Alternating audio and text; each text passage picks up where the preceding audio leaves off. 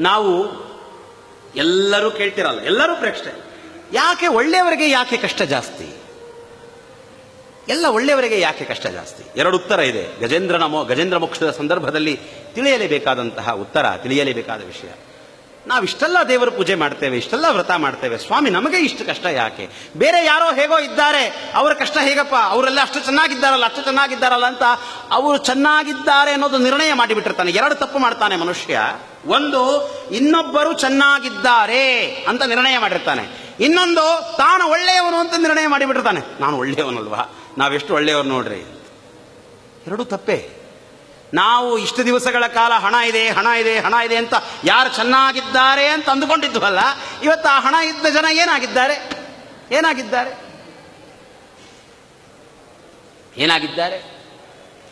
ಇನ್ನೊಬ್ಬರು ಚೆನ್ನಾಗಿದ್ದಾರೆ. ಅವರವರ ಕಷ್ಟ, ಅವರವರ ಸಮಸ್ಯೆ ಅವರಿಗಿರ್ತದೆ. ಇರುವೆ ಭಾರ ಇರುವೆಗೆ, ಆನೆಯ ಭಾರ ಆನೆಗೆ. ಪ್ರತಿಯೊಬ್ಬರೂ ಕಷ್ಟದಲ್ಲಿರುವವರೇ. ಹಣ ಇಲ್ಲದವನಿಗೊಂದು ಕಷ್ಟ, ಹಣ ಇರುವವನಿಗೊಂದು ಕಷ್ಟ.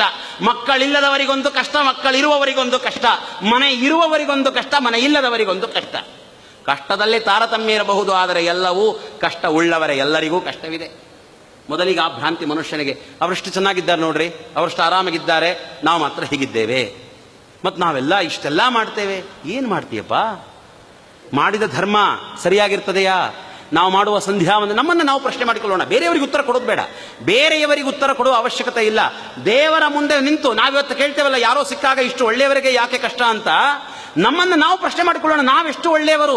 ನನ್ನ ಸಂಧ್ಯಾವಂದನೆ, ನನ್ನ ದೇವರ ಪೂಜೆ ನಾನೆಷ್ಟು ಪರಿಶುದ್ಧವಾಗಿ ನಾನು ಮಾಡ್ತೇನೆ? ದೇವರಿಗೆ ಕೊಂಡ ಹೂವನ್ನು ತಂದು ಪೂಜೆ ಮಾಡಿದರೆ ದೇವರ ಎದೆಗೆ ವಜ್ರಾಯುಧದಂತೆ ಹೊಡೆದಂತೆ. ವಜ್ರಾಯುಧವನ್ನು ತೆಗೆದುಕೊಂಡು ಹೊಡೆದರೆ ದೇವರಿಗೆ ಏನು ಪಾಪ ಬರ್ತದೆಯೋ ನಮಗೆ, ಆ ಪಾಪ ಕೊಂಡ ಹೂವನ್ನು ಹಾಕಿದರೆ ಭಗವಂತನಿಗೆ ಬರ್ತದೆ. ಅದನ್ನು ಹೇಳ್ರಿ.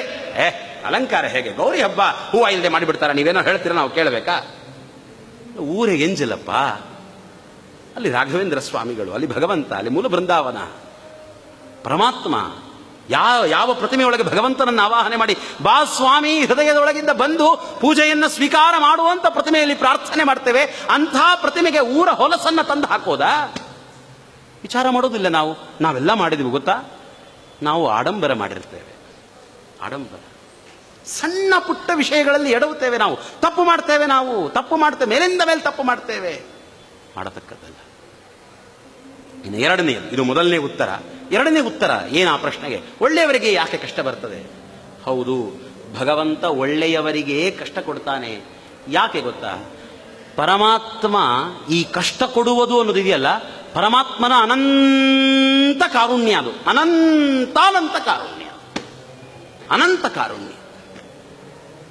ಆ ಕಷ್ಟ ಅನ್ನೋದೊಂದಿಲ್ಲ, ನಮಗೆ ಮೋಕ್ಷ ಸಿಗಲಿಕ್ಕೆ ಸಾಧ್ಯವಿಲ್ಲ.